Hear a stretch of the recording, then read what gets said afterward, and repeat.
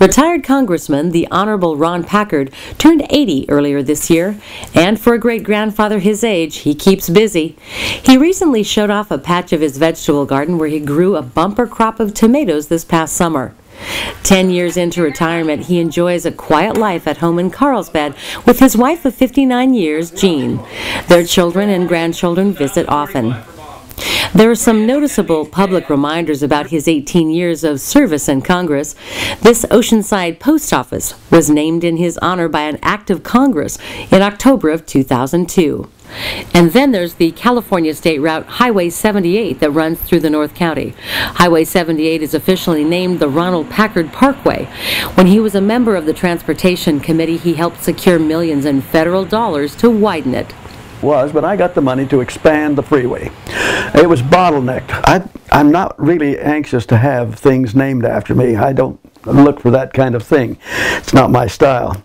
And he says, well, I'm going to do it anyway, and he did. But his style of politics is certainly one of the unique things about him. He started in the early 70s as a member of the Carlsbad School Board.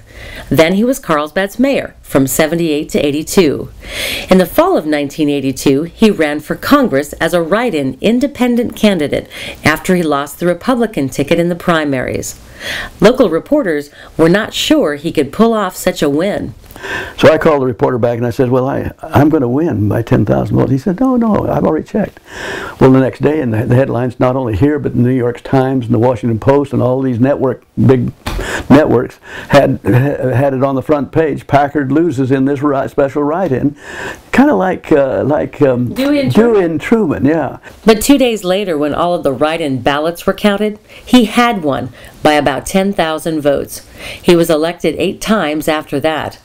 As a congressman, he was friends with President Ronald Reagan and George Bush Sr., just to name a few. These days, he also works part-time at his own lobbying group, Packard Governmental Affairs. The firm represents the city of Carlsbad's interest in Washington, D.C. His son Scott works with him. There are times where we know that we have to use Dad to get into certain doors. He can make a phone call to whoever. I mean, literally. He can make a phone call to the White House and he'll get a call back. One of his favorite pieces of legislation he helped pass during his years in Washington is the No Smoking on Airlines bill. Recycling bad air all the time you're on the airplane. I didn't realize how important it was to flight attendants, the flight stewardesses. Boy, they came to me and they just loved me for it because they lived on those airplanes, of course. That was where they worked. And they were very grateful for when we passed the No Smoking on Airlines.